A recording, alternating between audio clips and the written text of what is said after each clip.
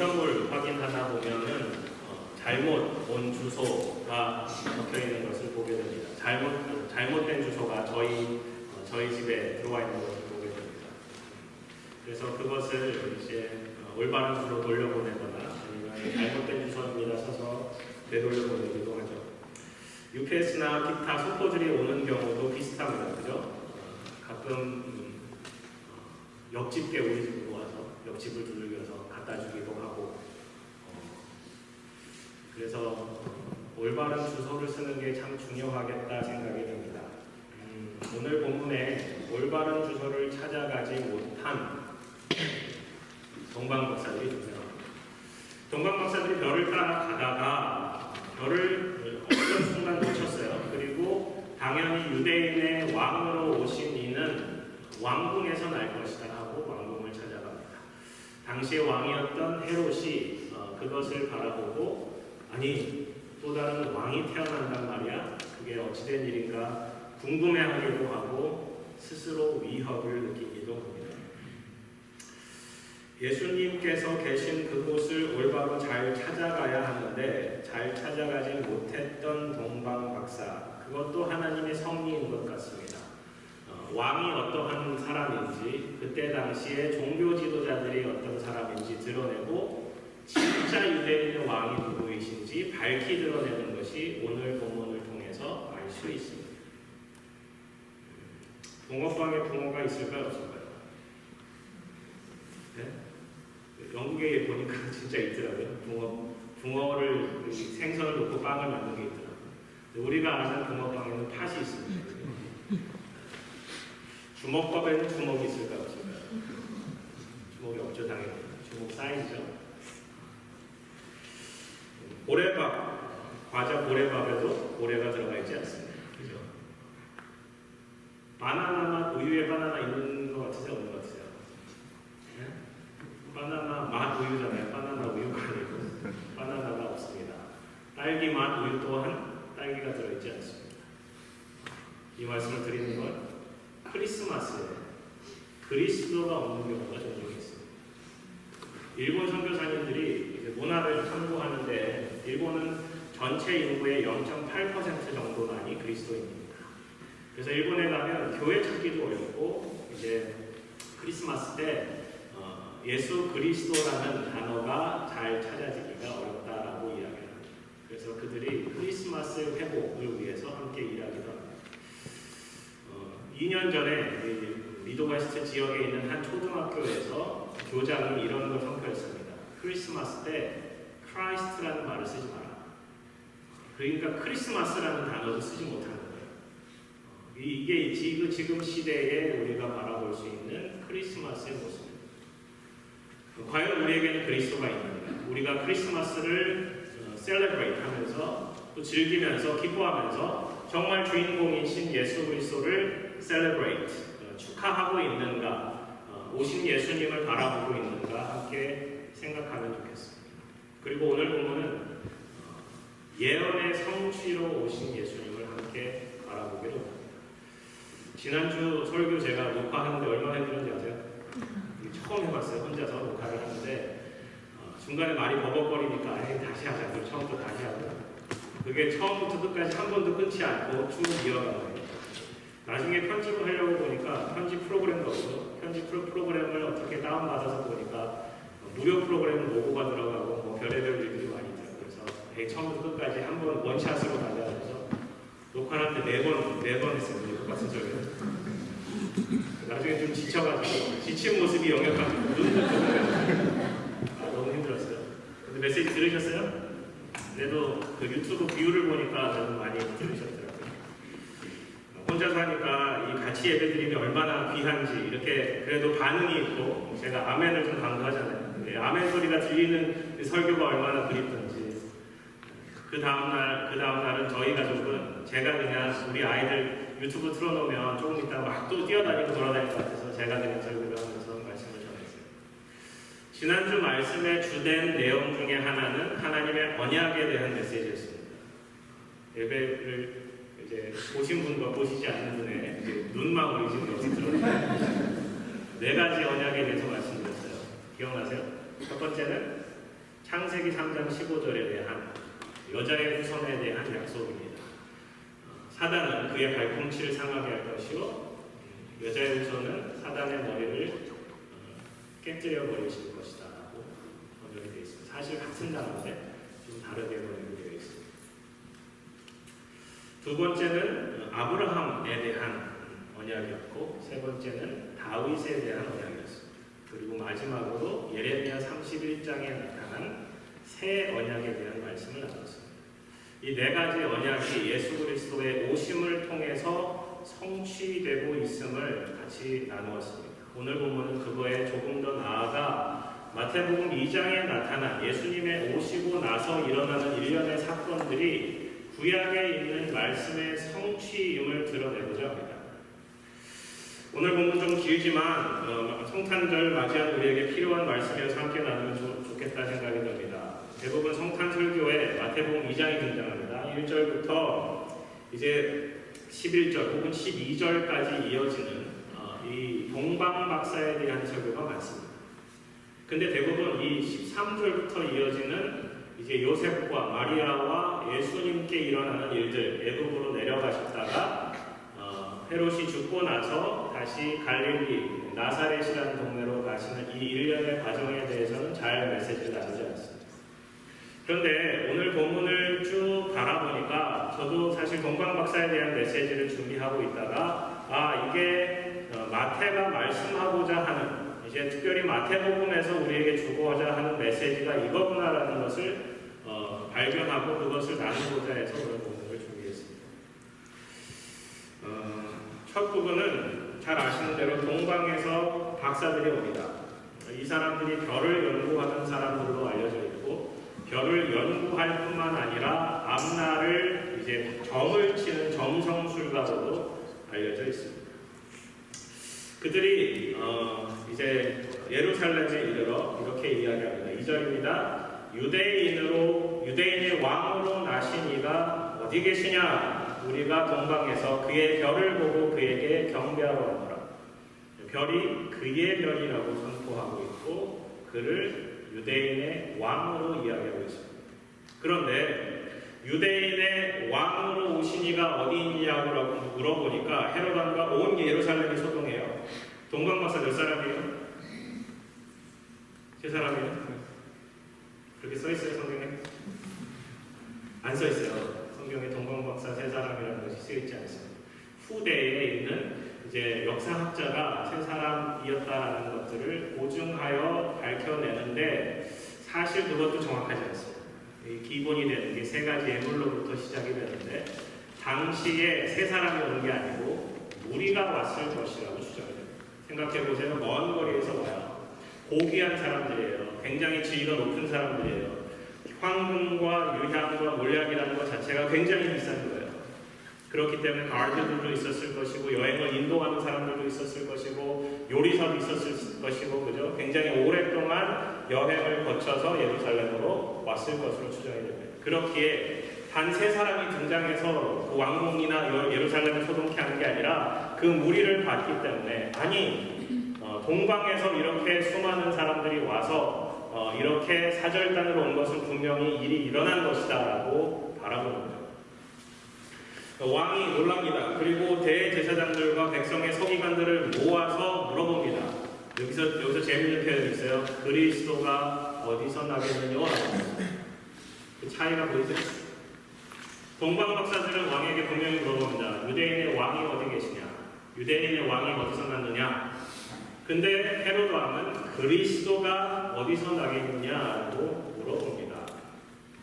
이 차이, 이게 어디서 왔을까 곰곰이 생각해보세요. 그리고 나서 대제사장들과 서기관들은 말씀을 찾아 이렇게 합니다. 유대 베들레헴입니다. 이는 선지자로 기록된 바 유대 땅 베들레헴아 너는 유대 고을 중에서 가장 작지 아니하도다. 내게서 한 다스리는 자가 나와서 내 백성 이스라엘의 목자가 되리라 하였습니다. 베들레헴이구나. 헤롯이 박사들을 불러 모아요. 별이 언제쯤 나타났습니까? 얼마나 걸렸습니까? 그리고 베들레헴에 있다라는 예언의 말씀이 있으니 베들레헴으로 한번 가보세요. 그죠?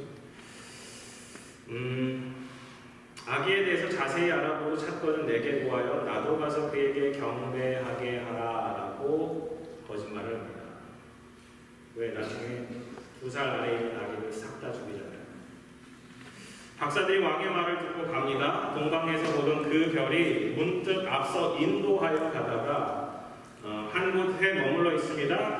그들이 별을 보고 매우 크게 기뻐하고 기뻐하더라. 저는 이 10절이 굉장히 중요하다고 생각을 해요. 그들이 기뻐한 이유는 드디어 왕을 만날 수 있구나. 왕을 아련할 수 있구나. 베일이었지만 그리고 굉장히 이 집에 있었을 것이라고 말씀하고 있는데 이 집이 허름하지 않았습니다. 왕으로 나신 이로 바라보기에는 어려웠을 거예요. 하지만 그것을 바라보고 너무너무 기뻐하고 그 집에 들어가서 경배합니다. 아니 이런 집에서 어떻게 왕이 태어나 왕궁도 아니고 라고 이야기하지 않고 그 집에 들어가 11절에 아기와 그의 어머니 마리아가 함께 있는 것을 보고 엎드려 아기께 경배하고 보배함을 열어 우리 잘 알듯이 황금과 유향과 몰약을 유황이 아닙니다. 썰퍼가 아니고 유향입니다. 옛날에 유황이라고 전 알아가지고 왜 유황을 드렸습니까? 지옥에 있는 것도 유향. 그리고 꿈에 헤롯에게로 돌아가지 말라 지시함을 받아서 고국에 옵니다. 이 사람들은 이방인입니다. 별을 치는 사람들입니다. 하나님을 알았다 하더라도 그들은 이방인에다가 하나님을 온전히 섬기는 사람과는 거리가 먼 사람들이에요. 사실 마태복음은 유대인을 향해 쓰여졌어요. 그죠? 유대인이라고 생각해 봤을 때 유대인의 메시아가 태어났다라는 말씀을 하고 있는데 이방인, 그것도 점을 치던 점성술가들이 와서 왕에게 경배한다라는 이 말씀이 사실은 불편하게 느껴질 수밖에 없어요. 마태는 이 불편한 말씀을 쓰고 있습니다. 왜 쓰고 있을까요? 왜 이 말씀이 우리에게 예수 그리스도의 탄생을 축하하는 메시지로 들어왔을까요? 그리고 더 흥미로운 것은, 더 이상한 것은 사실은 그 뒤에 일어나는 일들입니다. 그들이 떠난 후에 주의 사자가 요셉에게 현몽하여 헤롯이 아기를 찾아 죽이려 하니 일어나 아기와 그의 어머니를 데리고 애굽으로 피하라. 내가 내게 이르기까지 거기 있으라. 아니 구원자라면서요, 메시아라면서요, 도망가래요. 그것도 이방 땅으로, 애굽으로. 근데 요셉은 그 말 듣고 일어나 언제 가요? 14절에 언제 가요? 밤에 가요. 밤에. 그 말씀이 주어졌던 그때 아마 야반도주, 아무도 모르게 조용히 떠나는 거예요. 아기와 그의 어머니를 데리고 애굽으로 떠나갑니다. 헤롯이 죽기까지 거기 있는데 주님께서 말씀하신 바 애굽으로부터 내 아들을 불렀다 함을 이루려 하심이라고 쓰고 있어요. 이 말씀을 요셉이 알았을까요? 몰랐을까요? 어쨌든 요셉은 순종합니다. 헤롯은 박사에게 속은 줄 알고 사람들을 보내어 베들레헴과 그 지경에 있는 산의 아이를 싹 다 죽입니다. 2살 아래 있는 아이들이 다 죽어요. 이 부모님은 뭔데요? 아이 태어나서 기뻐하던, 어떤 사람들은 유일한 아이일 수도 있고 어떤 사람에게는 첫 아이일 수도 있고 어떤 사람에게는 정말 귀하게 얻은 아들일 수도 있고, 어쨌든 다양한 백그라운드가 있었을 터인데 그냥 정부에서 와서 관군들이 다 죽였어요. 아니 메시아가 오셨다면서요, 구원자가 오셨다면서요, 예수님이 오셨는데 왜 예수님이 오심으로 말미암아서 이 아기들이 무고한 죽음을 당해야 했을까요? 마태는 왜 이걸 쓰고 있을까요? 이해가 되지 않아요. 왜 하나님께서는 우리에게 이 말씀을 주셔서 예수님께서 메시아로 오신 건 알겠는데 이 베들레헴에 살던 이 젊은 부부들에게 일어난 일들에 대해서는 함구하고 있어요. 왜 그랬을까요? 물론 17절에 선지자 예레미야를 통해서 말씀하신 바 라마에서 슬퍼하며 크게 통곡하는 소리가 들리니 라헬이 그 자식을 위하여 애곡하는 것이라. 그가 자식이 없으므로 위로받기를 거절하였도다 라고 쓰고 있어요. 이게 말씀이 이루어진대요. 그래도 아이를 잃은 아픔이, 고통이 있지 않았을까요? 그리고 나서 이야기는 또 애굽으로 넘어갑니다. 애굽에 있던 요셉에게 주의 사자가 현몽하여 일어나 아기와 그의 어머니를 데리고 이스라엘 땅으로 가라. 아기의 목숨을 찾던 자들이 죽었다. 요셉이 알아보니 이제 헤롯이 죽고 나서 그의 아들 아켈레오가 임금이 된 자신을 알고, 근데 거기로 다시 돌아가는 게, 베들레헴으로 돌아가는 게 너무 두려운 거예요. 예루살렘이랑 가까우니까 또 다시 아이를 죽이려 하면 어떻게 하나. 그리고 나서 이제 꿈에 지시함을 받아서 갈릴리 지방으로 나아가 나사렛이라는 동네에 갑니다. 선지자로 하시는 말씀, 나사렛 사람이라 칭하리라 하시는 말씀이 이루어지죠. 그게 오늘 본문입니다. 오늘 본문에 나타난 이러한 이야기의 흐름 가운데 예수님의 탄생을 중심으로 시작이 되지만 마태가 쓰고 있는 이 흐름들을 잘 살펴보고 예언의 성취로 오신 예수님을 좀 드러내고자 합니다. 오늘은 1, 2, 3 부분도 없고요. 예화도 좀 없어요. 드라이 할 수 있어요. 근데 잘 살펴보세요. 구약 성경과 신약 성경을 대비하면, 구약 성경은 옛 약속, New Testament, 옛날 약속이라고 그러고, 신약은 새로운 약속, New Testament, 그 약속이, 옛날 약속이 이루어짐과 또 다른 약속이 주어짐에 대해서 쓰고 있어요. 그 옛날의 약속들이 어떻게 오늘 마태복음 2장에서 성취되고 있는지, 그리고 마태는 무엇을 중심으로 이것을 기술하고 있는지 함께 살펴보기로 합니다. 그리고 오늘 본문을 통해서 드릴 결론은 한 가지입니다. 예수님께서 이 땅에 오신 것은 하나님의 예언의 성취를 위하여 오셨다. 하나님의 예언의 말씀의 약속의 성취를 위하여 오셨다. 지난주는 약속에 대해서, 구약의 약속에 대해서 같이 말씀을 나눴습니다. 오늘은 약속의 성취로 오신 하나님을 같이 바라보기로 합니다. 본문의 1장에 읽지 않았지만 1장 23절에 보면 이렇게 말씀하고 있어요. 보라, 처녀가 잉태하여 아들을 낳을 것이요 그의 이름을 임마누엘이라 하리라. 이사야 7장 14절의 말씀이 이런 게 있습니다. 그러므로 주께서 친히 징조를 너희에게 주실 것이라. 보라, 처녀가 잉태하여 아들을 낳을 것이요 그의 이름을 임마누엘이라 하리라. 임마누엘의 뜻이 뭐예요? 임마누엘, God with us. 하나님이 우리와 함께 계시다. 하나님이 우리와 함께 계시다. 이 성취된 것.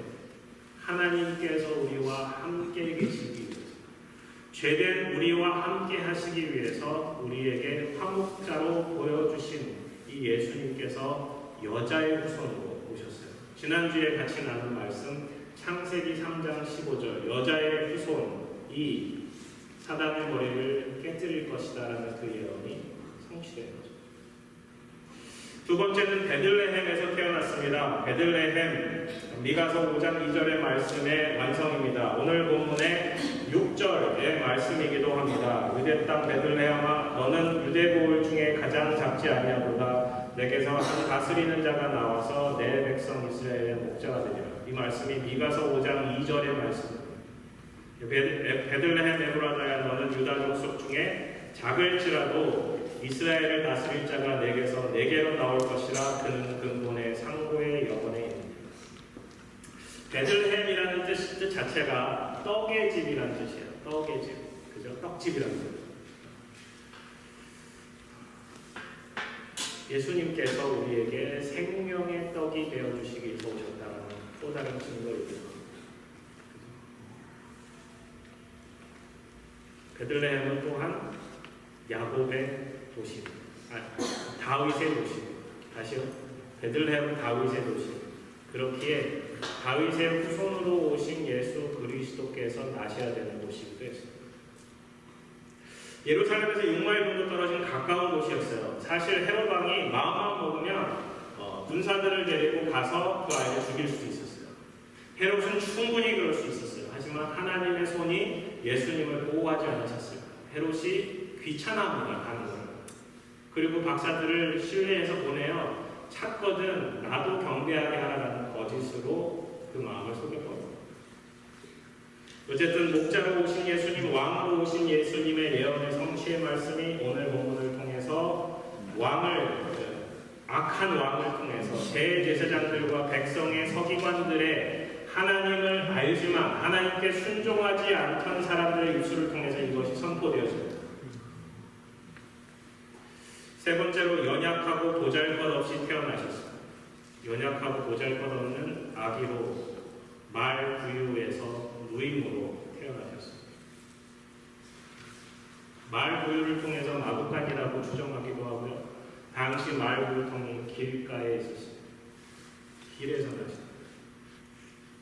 어떤 사람은 조그만 동굴 같은 데 마구간이 있었을 것이다 라고 추정하여 동굴 같은 데 있었을 것이다. 병원도 아닙니다. 집도 아닙니다. 천하지천한 그곳에 태어나셨습니다. 이사야 53장의 말씀입니다. 그는 주 앞에서 자라나기를 연한 순 같고 마른 땅에서 나온 뿌리 같아서 고운 모양도 없고 풍채도 없은즉 우리가 보기에 흠모할 만한 아름다운 것이 없도다. 그는 멸시를 받아 사람들에게 버림받았으며 간고를 많이 겪었으며 질고를 앓은 자라. 마치 사람들이 그에게서 얼굴을 가리는 것 같이 멸시를 당하였고 우리도 그를 귀히 여기지 아니하였구나. 예수님 귀히 여김을 받지 못하셨어요. 보세요. 헤롯의 위협 가운데 밤에 도망가는 이 연약한 모습. 낮고 낮은 계층인 목수의 아들로 태어나 사셨던 아무도 알아주지 않는 변방 중의 변방, 갈릴리 나사렛에서 자라나신 이 예수. 연약하고 보잘것없이 태어나셨어요. 지난주에 언약에 대한 말씀을 같이 나눈 것처럼 아브라함의 씨로 오셨습니다. 마태복음 1장 1절 말씀, 성경 있으시면 같이 읽을까요? 마태복음 1장 1절. 마태는 예수 그리스도에 대한 복음서를 기록하며 이렇게 선언하고 있습니다. 같이 읽을게요. 시작. 아브라함과 다윗의 자손 예수 그리스도의 계보라. 아브라함과 다윗의 자손 예수 그리스도의 계보가 이렇다. 그래서 아브라함으로부터 다윗까지, 다윗으로부터 바벨론 유수까지, 그리고 바벨론 유수로부터 예수 그리스도까지 14대로 끊어서 설명하고 있습니다.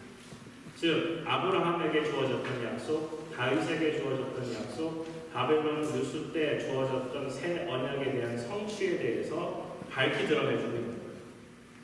아브라함의 씨로 오셨습니다. 지난주에 창세기 12장 말씀을 나누었습니다. 오늘은 창세기 22장 아브라함이 결정적인 순간 이삭을 하나님께 제물로 바치라고 했을 때 그 약속에 온전히 순종했을 때 받은 그 약속, 내가 내게 큰 복을 주고, 창세기 22장입니다. 17절에 내 씨가 크게 번성하여 하늘의 별과 같고 바닷가의 모래와 같게 하리니 내 씨가 그 대적의 성문을 차지하리라. 또 내 씨로 말미암아 천하 만민이 복을 받으리니 이는 내가 나의 말을 준행하였음이니라. 아브라함의 씨로 오셨어요. 아브라함의 자손으로 오셨어요. 그 지난주에 나눴듯이 사무엘하 7장 말씀을 중심으로 견고한 나라를 세우기 위한 영원한 하나님의 나라를 세우기 위해 오셨어요. 우리의 관계를 새롭게 하기 위해서 오셨습니다. 그리고 우리를 구원하기 위해서 오셨습니다. 이사야 11장 1절에 이런 말씀도 있어요. 이새의 줄기에서 한 싹이 나며 그 뿌리에서 한 가지가 나서 결실할 것이다. 다윗의 자손으로 오신 거예요. 다윗의 자손. 그리고 나서 오늘 본문에 대한 예언의 성취의 말씀을 같이 나누고자 합니다.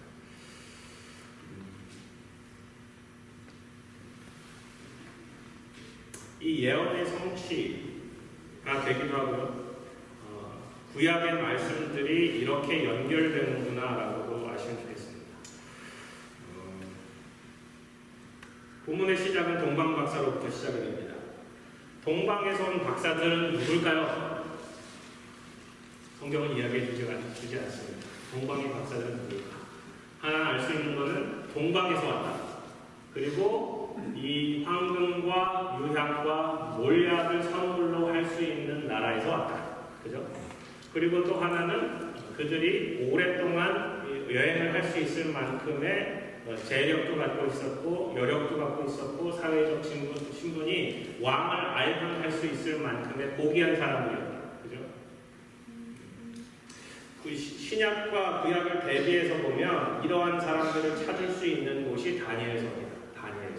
다니엘서 5장에 보면은 다니엘이 어떤 지위에 있었는지에 대해서 설명해 주는데, 다니엘서 5장 11절에 왕의 나라에 거룩한 신들의 영이 있는 사람이 있으니 곧 왕의 붙인 때에 있던 자로서 명철과 총명과 지혜가 신들의 지혜와 같은 자니이다. 왕에 붙인 느부갓네살 왕이 그를 세워 박수와 술객과 갈대아 술사와 점쟁이의 어른을 삼으셨으니, 왕이 벨드사살이라 이름하는 이 다니엘은 마음이 민첩하고 지식과 총명이 있어 능히 꿈을 해석하며 은밀한 말을 밝히며 의문을 풀 수 있었나이다.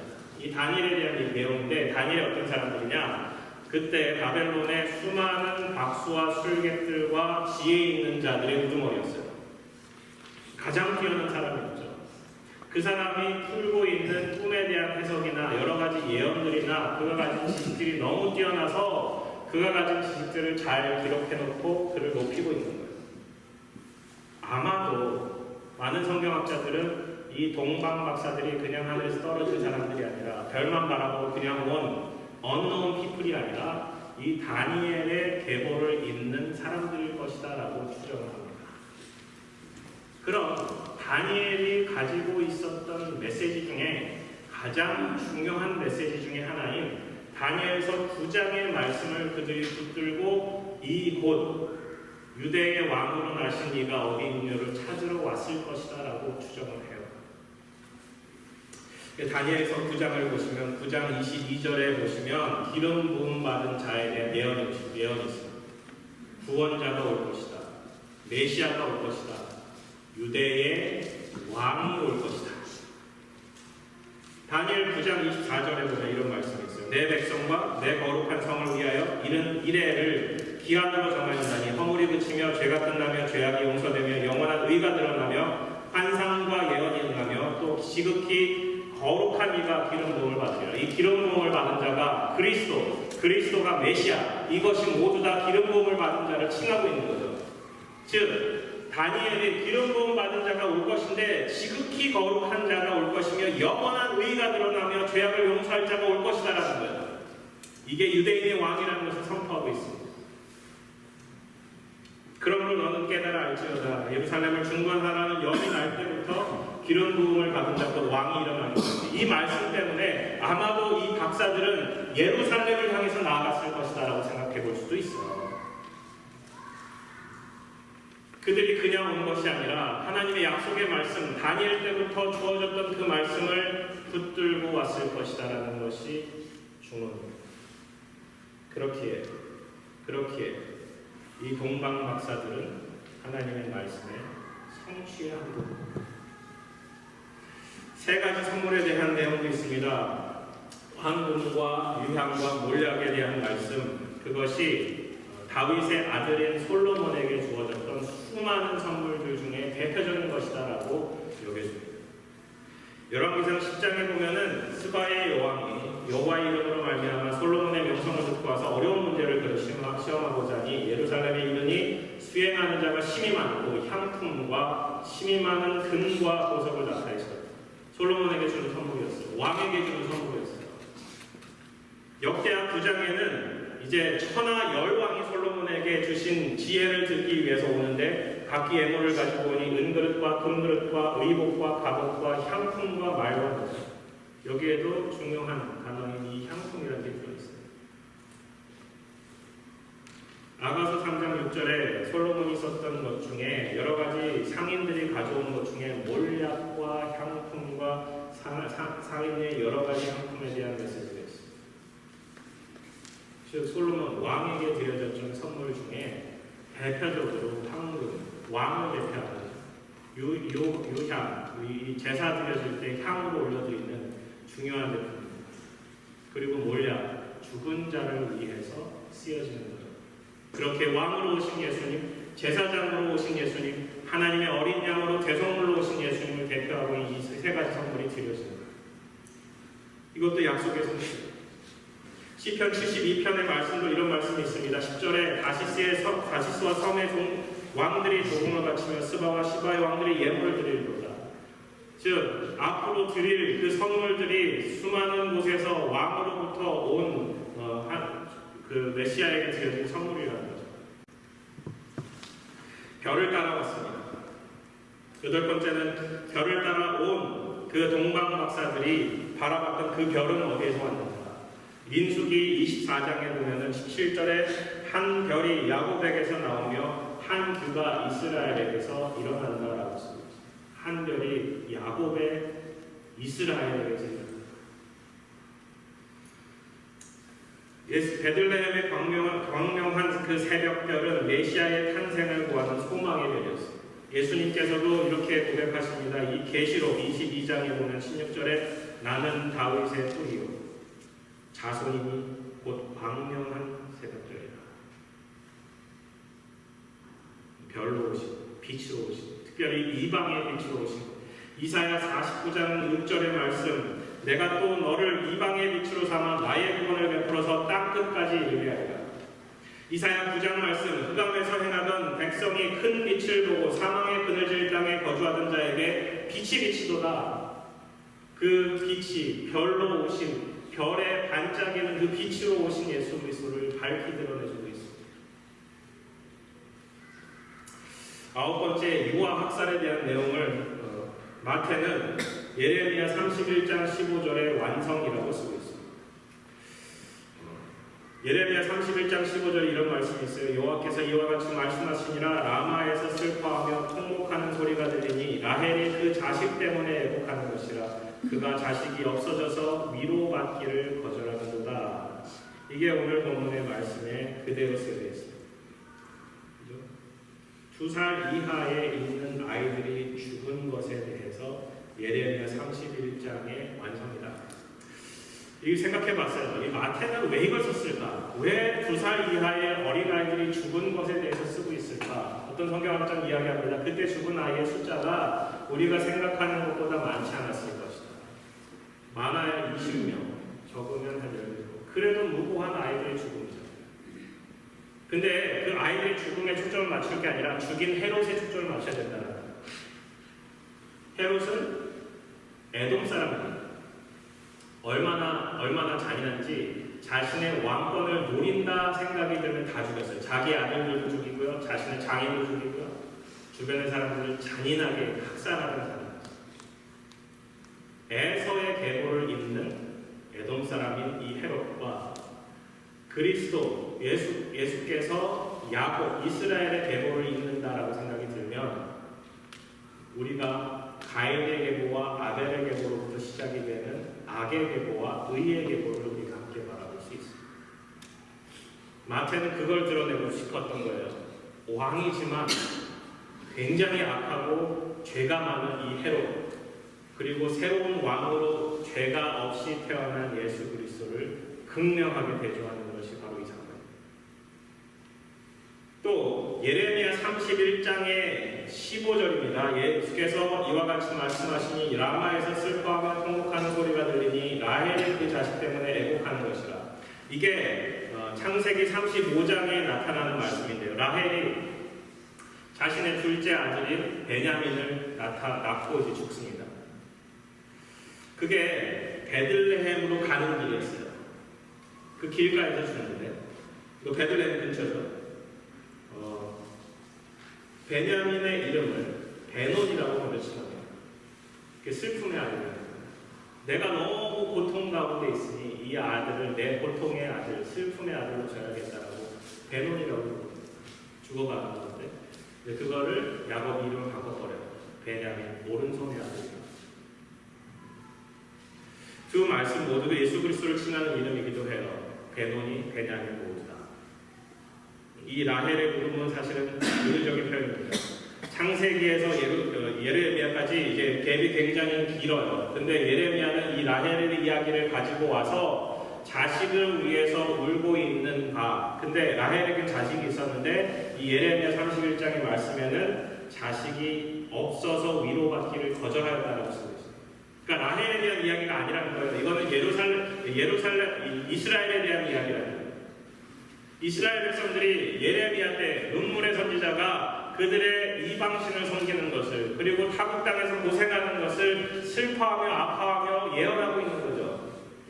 근데 이 위로받기를 거절하였던 이 당시 상황 가운데 31장 16절, 예레미야 31장 16절부터는 이런 말씀이 있어요. 소망의 말씀, 생명의 말씀, 은혜의 말씀, 구원의 말씀.